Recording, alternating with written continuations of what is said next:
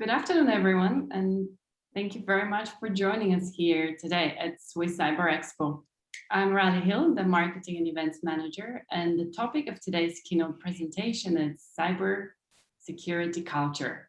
Why should companies take cybersecurity culture seriously? How to build trust and learn from failure.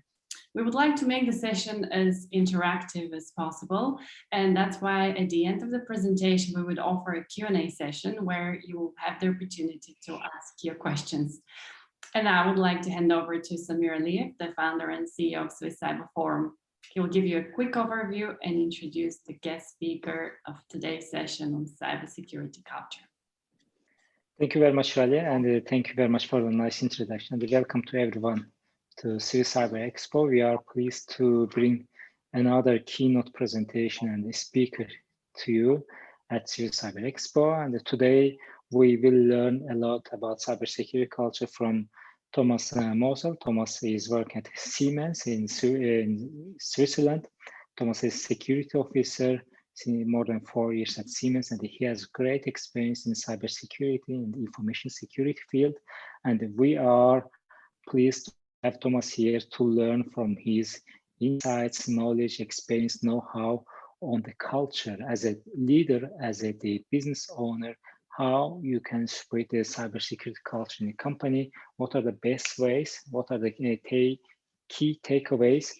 We will listen to Thomas next 30 minutes, 35 minutes. Then I will welcome your question for Thomas, and I will have also my own questions. And we will have next 20-25 minutes for questions and answer session. Thomas, welcome to Swiss Cyber Forum, and the stage is yours. You can start your presentation and your speech. Okay, thank you, Raleigh, and thank you, Samir, for the introduction and also inviting me here for this keynote about cybersecurity culture and how to build trust and learn from failure. So in this presentation, I would like to introduce the so-called just culture to cybersecurity. This term comes from justice culture. German term is gerechte Kultur. And if you talk here about trust and also failure, so trust is a confidence and in or dependence on a person. And as we say here, we want to build trust, but we can also think about that trust could be a decision, and we can assume trust in people, in companies, and so on. And on the other side, if we talk about failure, so also understand what is a failure. So a failure is a condition of not meeting a desirable or intended objective. And also here we want to talk about how do we deal with it if we do not meet these objectives.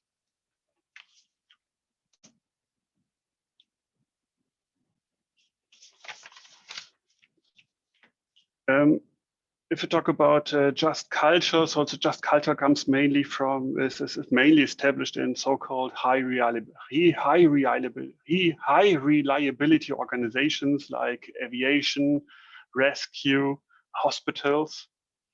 And if we talk about also cybersecurity and culture, there's nothing black and white if it comes to failures in cybersecurity.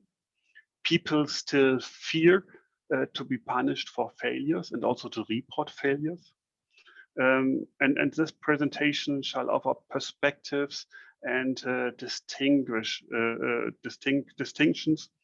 to look at cybersecurity culture. And especially also the World Economic Forum expects even more complex cybersecurity challenges in the future. And so for this, a solid culture is required. So I have a quick look on the agenda. So first, the definition of the term just culture, then two distinctions. So looking at failures and mistakes versus understanding the needs of victims, because if we have any failures, we also have victims. Then the next distinction is about humans are blamed for failures and systems succeed. Then two perspectives. So the first is what are possible reasons for rule breaking? The next one is what are possible causes for errors, and who decides at the end of the day if it was an error or rule breaking. Then also, what are the hurdles for reporting and how could this be improved? And very important, what is the role of leadership to establish a just culture for cybersecurity? And finally, what elements are required for a system which supports a just culture? The inventor of just culture is Sidney Dekker. He works in the area of safety. And now I try to adapt this topic here to cybersecurity. And just culture is a culture of trust, learning, and accountability. So really leave the people accountable. Very important when an incident has occurred, when something has gone wrong. But we could also think about what shall we do in case of near misses. We can also report this, learn from these. And also how to respond to the people who are involved in such a case. How to minimize the negative impact and maximize the learning without blaming people. Give people the confidence to report cybersecurity issues, so not being punished for that.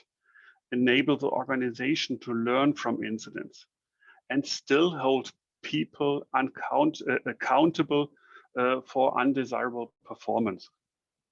So these are really the key topics. And now let's dive into the topics. And here, the first distinction is about retribution and restoration.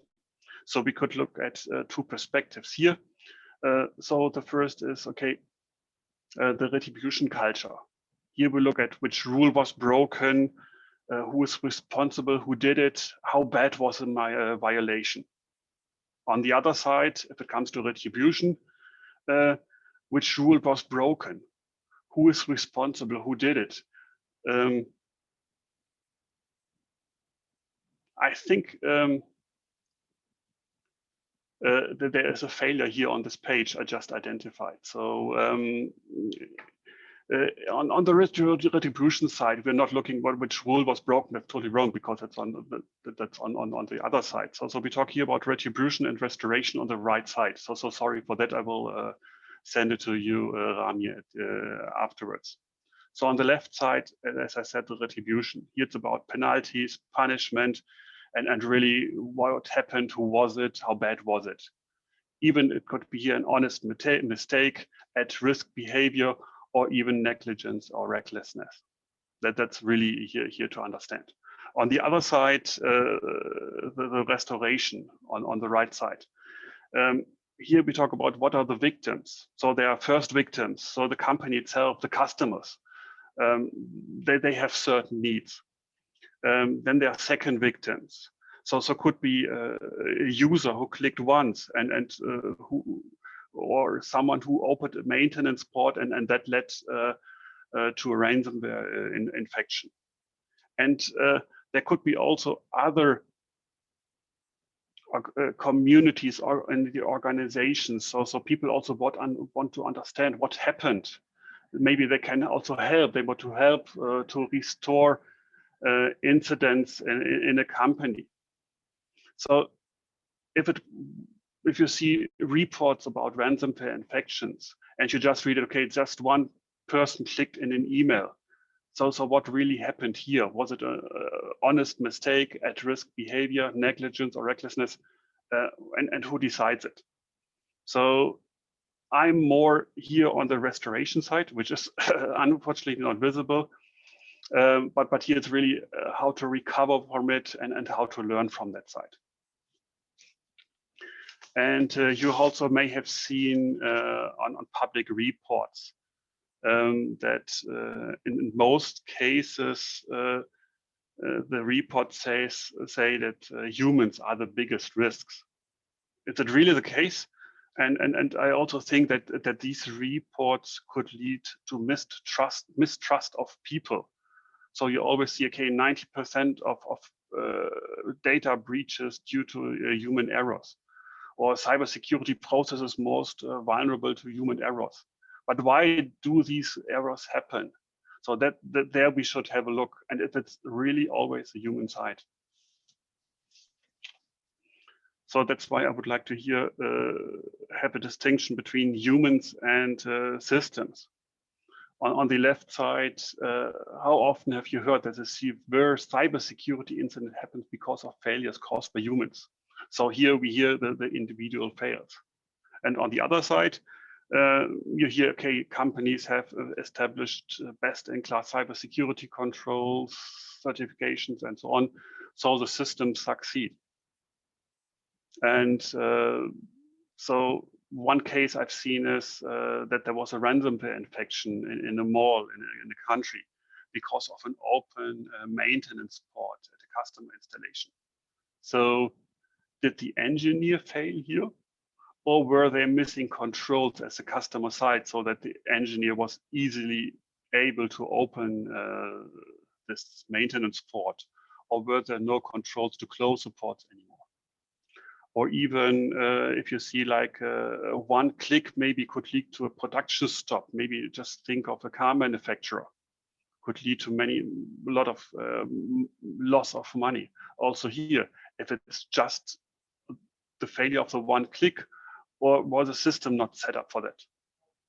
Or data leakage of one misconfiguration. Could that have been avoided maybe with automation of a configuration? Or even how often have you heard that a few lines of wrong code led to a bug in the software, and also then to cybersecurity issues? Also here we have to look, are there any other controls in place to avoid such bugs? So I strongly believe we should not talk about that humans fail, that individual fails and systems succeed. So I see systems fail, but also systems succeed.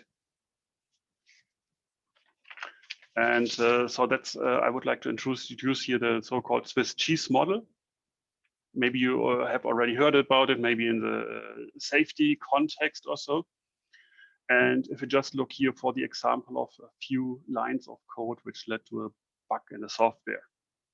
So that's here the second piece of cheese. But if you just look to the organization, does the organization really have the right coding guidelines which describes and also rules, okay, how to code in a certain programming language?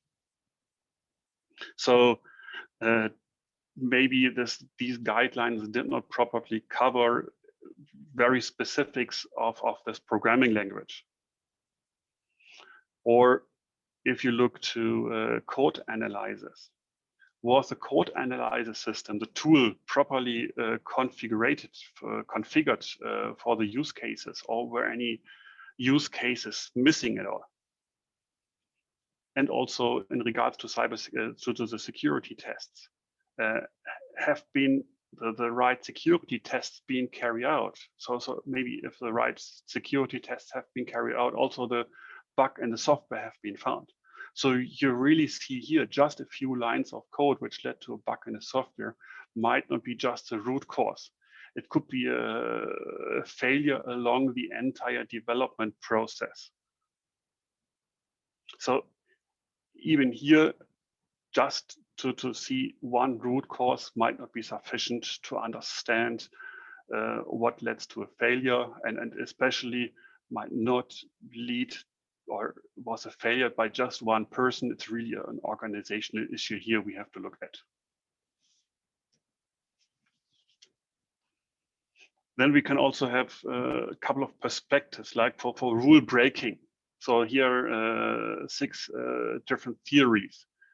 Just as an example, have a look to 3 of them. To the controls. So one is if there are no controls and there are no consequences, maybe people are just getting away by bypassing the cybersecurity controls, then these are not effective and not efficient.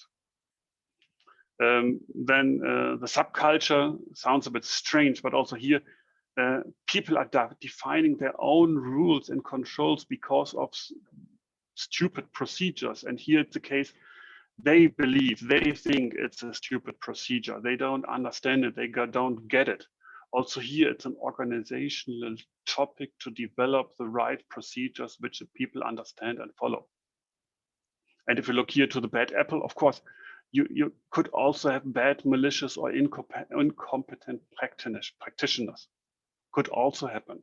But even I also here strongly believe if you have the right procedures, controls, and so on in place, that even these so-called bad apples might find it difficult to compromise software, compromise systems, and so on.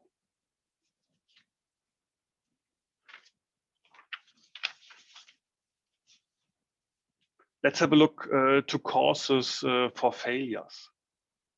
So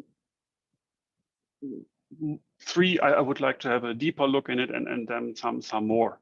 So the first one is social pressure. Then we have stress and also overconfidence. Let's have a look to the social pressure. Just imagine you might be a young security expert in a team of very, I would say, experienced experts. I would not necessarily say old experts. And you as a security expert, you do not really impose to work on security topics as the group does not see an issue here. So how do you behave? Are you really that strong and confident to raise your hand? So it could also be a cause why this could happen. Stress. I think that happens also very often. So if you need to deliver your product tomorrow, there might be a high time pressure to release a product, and therefore just avoiding a final security test. So here again, are you that strong to say, no, we need to do the test and maybe to postpone the release and therefore also delivery of the product? Just think about if you would be into these shoes of the people. Or also overconfidence. I've seen it a couple of times that a software engineer might be that confident that his or her new source code has new security bugs because of his or her experience, because the code was so good in the past. Why should be something in there? So and this is not just a personal topic of the people. I think it's a topic of culture. I think it's also a topic of the company, of the system, how to deal with it, to reduce social pressure, to reduce stress, and also ask people, okay, are you really confident with what you are doing? And some more examples are like also carelessness, underestimation of complexity, because you see more and more software, no more lines of code, more and more components you bring together. Or if you have not enough information, you come to wrong conclusions or just incorrect perceptions. You just read maybe the first page of a security report and say, yeah, okay, I'm fine with it, and already have my perception on that. And here a real case, what I've seen in my career, and then just think about how would you yourself react in such a situation. So just imagine you're an IT manager in a remote site of a company, and you have to deliver also on time your software for a big global project. And in this case, the IT manager removed the company firewall from that site. You would immediately think, okay, is he crazy to do so? So he did so because the firewall had a defect. Even there, you could say, yeah, could be, maybe understandable, but why should he remove the firewall? And he said, okay, yeah, the company had, of course, an intrusion detection system. And here it's about, is it then a failure, a rule breaking, or at risk behavior? The manager really said he had to bring back the site online to deliver the project results to the headquarter. So it could also be, it was a kind of social pressure, stress. And he thought the intrusion detection would protect the company. So it's a wrong conclusion or misunderstanding. He had not learned it, or what was it? So how could you judge it? I think it's much more valuable for companies, for systems here, to judge rather than striving.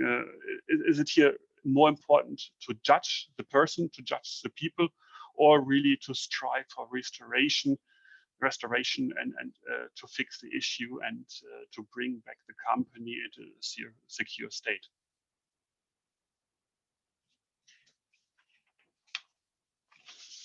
Then have a look to reporting. What's the potential problem with reporting? So there's still an anxiety to report even near incidents, because this could lead to trouble. So people avoid to report and also hope no one else either reports. On the other side, if we would come up with such a reporting system, to say it needs to be voluntary, not a must to report it. So really voluntary and open for the people that they can report it, and also non-punitive. So if someone reveals an honest mistake, even that, hey, I've done something wrong, but I would like to report it because I thought it was wrong, but I would like to help the company to learn out of it. And such system also need to be protected, not anonymous, but confidential, so that the information is protected inside. And so here it's about maximize accessibility, minimize anxiety. And I also think it's very important to share the incident information across the organizations, because I think that the potential learnings may help others. So instead of holding the information back, you might try to anonymize some of the information, but really share it. I think that's the biggest value you can do. And people probably learn much more than just from a so-called web-based training. And also ask the people to volunteer to present and talk about their experience during such a security incident or security issue. People will much more listen to these people than to people who haven't seen anything and just talk about the stuff you anyway read and training material. And so what are the components here on leadership? What needs to be established and how need to take leadership the responsibility? So if it comes to normative leadership, here it's about, of course, the overall culture, values, trust processes. So also just ask yourself, are your leaders a role model for cybersecurity? Or do they have any, whatever, excuses to do something else? And then the strategic leadership. Here it's the overall priority. So are there cybersecurity programs? How is the communication of cybersecurity in the company? Then, of course, you know probably the term VUCA. So how do we deal with this, especially in parts of big reorganizations, mergers and acquisitions? So there are a lot of changes and also anxiety. People do not understand what's happening. Also there, it's important to keep cybersecurity up. And at the end of the day, of course, also the operational leadership by leading the employees, personal objectives, the day-to-day business. Also, people should understand what is their role they have to play in regards to cybersecurity and how could they support it.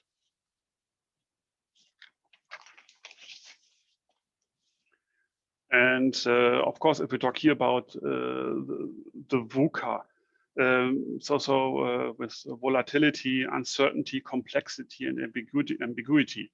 So the first thing is here also about how do you deal with the different contexts in your organization. So if a simple employee makes an error, might it be different perceived as a senior manager would do the same? Does it hold true or not? So how do you deal with that in your companies? Or uncertainty. So as I said before, uncertainty during restructuring processes, or also missing information. You do not have all the information nowadays. How could you deal with it? Do you have enough information? Complexity. Do you really understand your complex systems you have in between? Even just a product in itself is already complex if you talk about cloud products and connected systems, IoT, and so on. And the company itself also very complex with processes and so on. So here it's also people may not really understand the full impact on cybersecurity in these complex systems. And ambiguity also could lead to assuming causes for cybersecurity incidents, even when a certain amount of information is available. So that's different to uncertainty if the information is not available, but here you might have not the sufficient information. It's not unique. It's maybe also misleading. How do you deal with that? And for this, you could apply a model called a NOPAD. And these components are here networking, so that you network with people, also like these events, like Swiss Cyber Expo also here imposes networking. Openness. I think I can't even more foster this one. Really talk to each other, learn from each other, learn from failures, learn from your peers. Participation, participate in trainings, be part of the community. Do not exclude yourself from the community. Agility, I think it's also very important. Build, test, learn, fail fast, not these long development cycles. And also trust. And as I said at the beginning, it's not just about building trust, it's also about trust as a decision. Just assume trust in your company, with your customers, with your suppliers. That also helps to improve the cooperation. And of course, if it comes to the day-to-day management with people, it's about leading employees directly, giving the objectives, promoting their self-confidence, also have maybe less standardized processes. At the beginning, I also said we need processes, but also think of the right portion of it, that people understand it, that they live it. And also, if you give them objectives, they should not be contradictory. Self-competence is very important for knowledge workers, so that they can contribute with their knowledge. So this is, as I said, really important for the day-to-day work with people, between managers, leaders, employees, and so on. And then the different pieces, the different puzzle pieces of the overall just culture is, of course, having the right people on board. Qualify them, have the clear objectives, give them psychological security to work in their environment. Here again, standard processes, but maybe not too standardized. Redundancies, we will see it in a later slide as well. Structured decision making, that they also understand, okay, what are the reasons for decisions for cybersecurity? And also constructive communication and feedback. Not blaming the people, really fostering open and honest communication and feedback.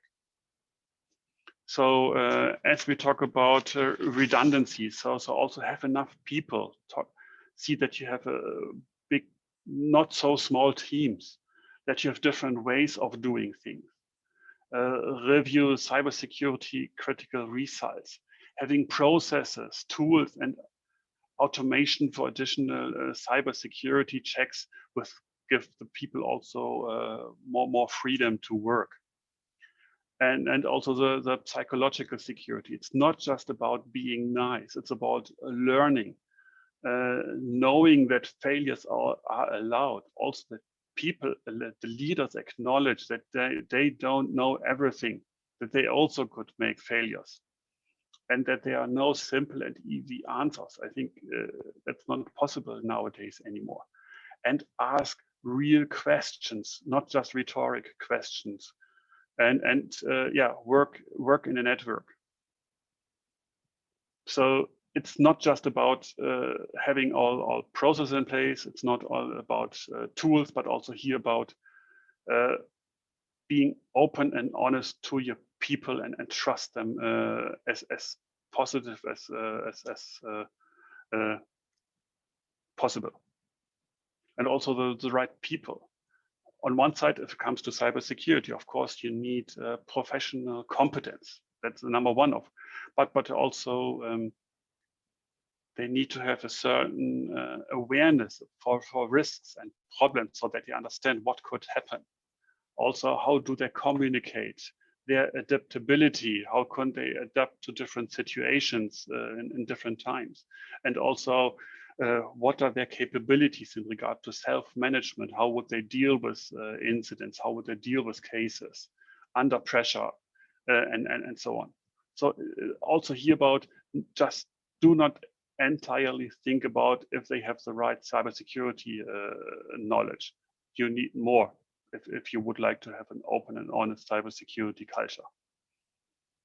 And so my final statement is here, people shall not fear to fail. Systems fail and systems succeed.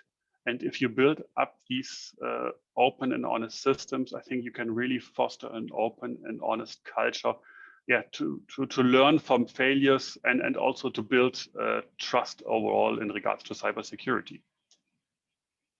So that's about the just culture. And also, sorry again for the one failure in the one slide. So I will send it again to you, Rali and Samuel, so that maybe you can also distribute it afterwards. Thank you very much, Thomas, for the interesting presentation. Thanks a lot. I have several questions for you. Sure. You talk a lot about the culture, trust, and is this trust and failure about not to click in any suspicious email or file? Because most of the time when we talk to the companies, organizations in Switzerland, they think that just training their employee not to click email or file is enough. Do you think that we can build a trust just training them not to click email?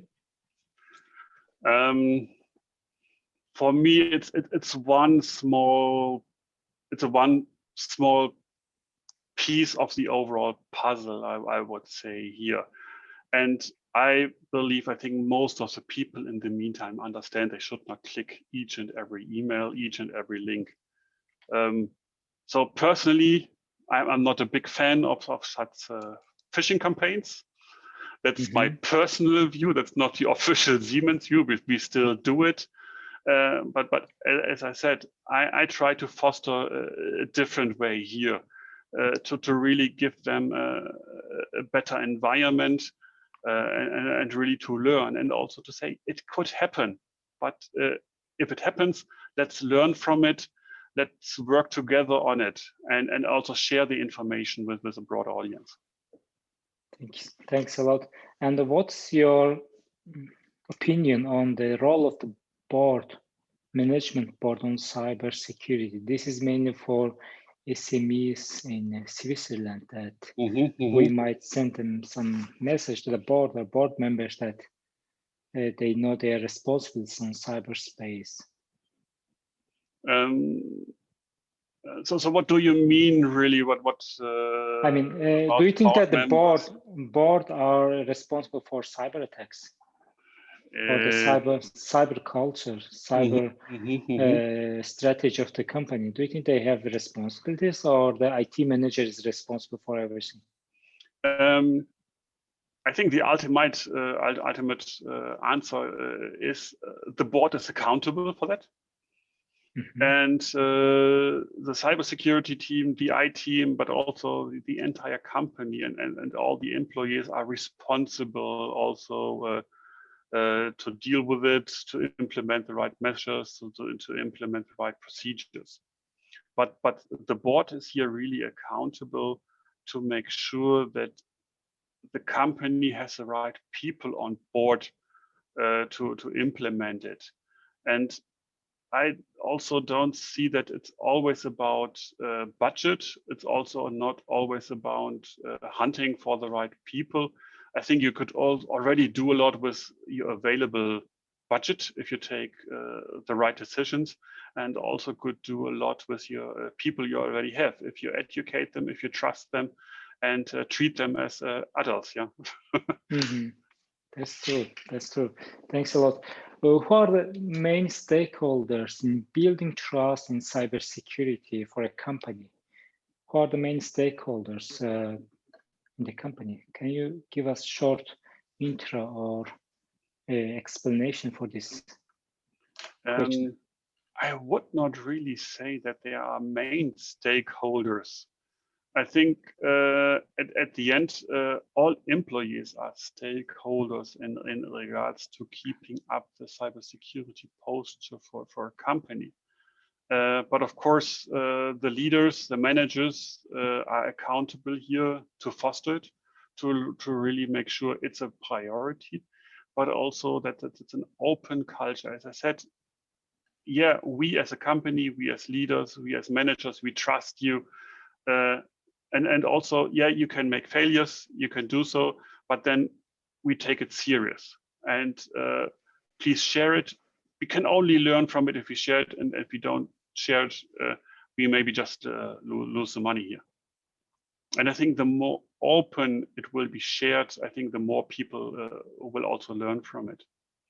And also in a couple of cases where I've seen in the meantime, I also recommend that the people who directly experienced it, that they share their experience with the community, what they have seen, what happened.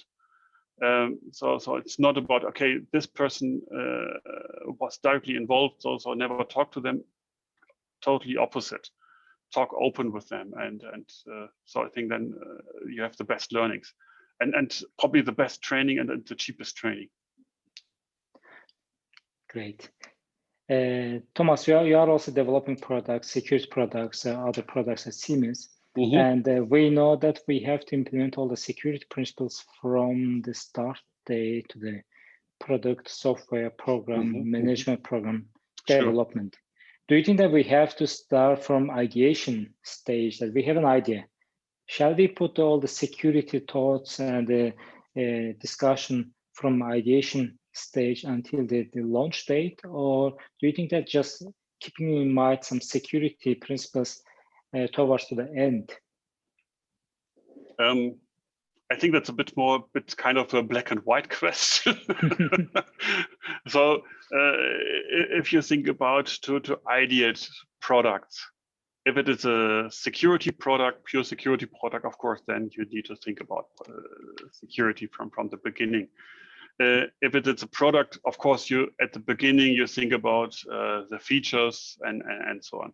But as soon you start really developing the product, bring it into life, concrete designing the product, of course, then from the very beginning you should start doing threat and risk analysis, doing secure design, secure coding, and so on from the beginning until the very end, that you also do properly testing, penetration tests and releases, and maybe even also think about to delay a release if there is a major vulnerability in a product. Thanks a lot. Thanks a lot. I would like to go to my next questions about the talent, cybersecurity talents. Do you have enough talents right now at Siemens, or do you have difficulties to find right talents in this field, in ICT and cybersecurity field? What are your suggestions for the new generation or the professions that they want to jump in cybersecurity field? Currently, what I see that I see more and more universities also educating young engineers. So currently in my team, I have 2 working students. So I think which also helps to keep in touch with the young generation and to bring in new people. But on the other side, if we look maybe for senior positions, maybe where we need senior experts, it can take a while until we fill that gap. So also here, I think it's important to really start supporting the education of people, being in contact with universities, schools, being also here open, maybe also for people who necessarily do not start a cybersecurity career, but maybe something else, maybe also making it attractive for them, maybe to change into cybersecurity. Could also be very successful because you can maybe then also leverage experience from other fields into cybersecurity. Great. Are you going to hire a lot of cybersecurity experts within 5 years, or well, how do you see the market demand? Because we have data from ICT risk buildings that there will be need for 120,000 ICT specialists in Switzerland by 2028. Do you think that you will also hire a lot of experts in your security experts? So I can say that we here deal with a kind of a global workforce if it comes to the cybersecurity experts. It's not that we only can or that we only go for just one market and hire just in one market. I think it also depends on the different customers we have. But yes, I also see that there's a kind of a shortage of people. There might be a war of talent in the near future. But I don't think that it's that that risky or that urgent as I see some reports here. So I think there is some shortage, but I personally believe it's not that strong. Okay, good. As I said, sometimes it takes some time to fill the gaps or fill the positions, but sooner or later we can do so, and also people approach us. I think also Siemens has a certain attractiveness for people. I think it's not the old big company anymore. No, also going into the new work models. I think we are more flexible. There's a lot of agile work also in it. I think also very attractive for young people. Mm-hmm. Great. What's your top 3 advice to the engineers, to the security analysts or specialists? They are young and they are new in this field. What's your top 3 advice from your experience as well? Because you are already experienced and a senior manager in this field. What do you advise those young people? I think if I just talk about these top 3, I would say that there's not really a ranking in it. Of course, you should know your field of cybersecurity expertise. That's of course key, but probably not really the biggest issue. I think if the people learn and use the universities, I think that they will get it. The second one is much more important, also the personality of people, how they deal with cybersecurity, how they share information. Also hear about management, how to talk to management, how to raise awareness to management, to the internal stakeholders. That's key. And here it's not just about showing that in cybersecurity everything is bad, because managers don't believe it. Because I see it again and again that people, cybersecurity people tend to, everything is bad and therefore we need more budget. That does not work anymore. You really need to show figures and also present it. And a last point.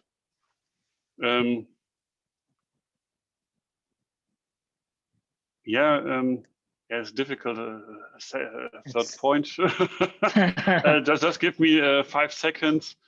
I would say, yeah, cybersecurity is fun. You should also have fun in it, and it's not just that. It's such a serious topic. It's really a fun topic. You can learn about it, and learn a lot in it if you also keep the cultural topic up and running. Great. Thank you very much, Thomas. It was You're really, welcome. really interesting presentation, and also questions are interesting for our community. I received some of them from community, some of them from me.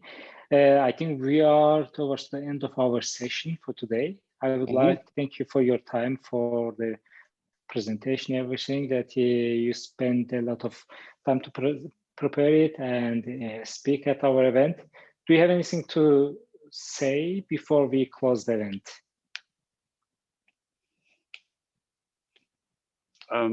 I think I nearly said everything I wanted to say. Oh, okay. So really, yeah, being open and honest if it comes to cybersecurity, I think that's really the most important thing here. That's true. So thank you very much, Thomas. Thank you very much welcome. our audience at Cyber Expo platform, and looking forward to have another meeting, another events and keynote speech with you in upcoming weeks and months. Thanks a lot. Stay safe. Have a nice day. Thank you, Thomas. Thank you very much. Bye-bye. Bye.